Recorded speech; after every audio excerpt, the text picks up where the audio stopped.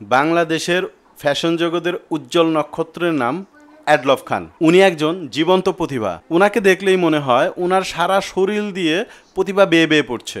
2 দিন ধরে ফেসবুকে একটা জিনিস নিয়ে সমালোচনা হচ্ছে। অ্যাডলফ খান নাকি বাংলাদেশের সব থেকে সুদর্শন পুরুষ হিসেবে পুরস্কার পেয়েছে, যা পুরোপুরি গুজব। উনি সুদর্শন পুরুষ হিসেবে পুরস্কার পাননি, উনি পুরস্কার পেয়েছেন উনার ফ্যাশন ডিজাইনের জন্য।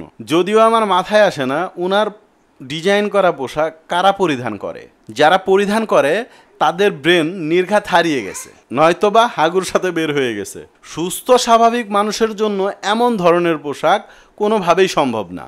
আমার মাঝে মাঝে মনে হয় আমাদের দেশে যারা দুর্নীতি করে এদের আসলে ডিম থেরাপি না দিয়ে অ্যাডলফ খানের যে পোশাকগুলো আছে এগুলা পরিধান করায়া রাস্তায় ছেড়ে দেওয়া উচিত 1 ঘন্টার জন্য।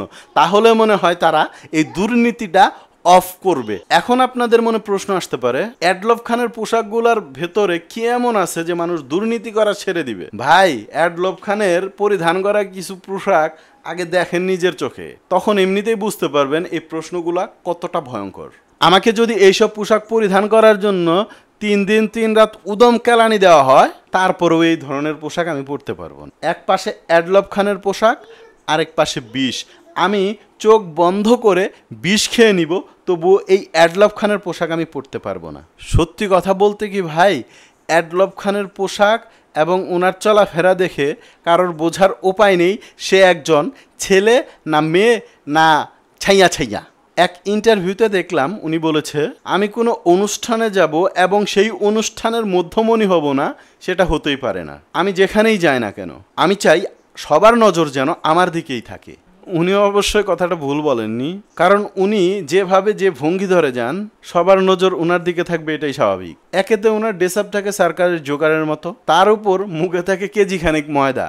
মানুষ কনফিউজড হয়ে যায় এটা ছেলে নাকি মেয়ে, একে আপু বলবো না ভাইয়া কি বলবো আল্লাহ ভালো জানে। তাছাড়া উনি নাকি এক কাপড় দ্বিতীয়বার পরে না। কোথাও পা রাখার আগে উনি নাকি সেটা নিয়ে রিচার্জ করে, সেটা নিয়ে স্টাডি করে। আহারে আমার গরিবের নিতা আম্বানি আপা, দেশ থেকে যাবার আগে এদের নিয়ে গেলেন না কেন? সেটা এখন বুঝতে পারছি।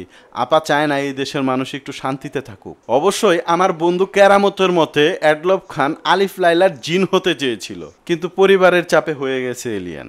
বাংলাদেশের ফ্যাশন জগতের আরেক উজ্জ্বল নক্ষত্র হলো এই এলিয়েন। মঙ্গল গ্রহ থেকে আমদানি করা এই এলিয়েনের নাম হচ্ছে রুমি করিম।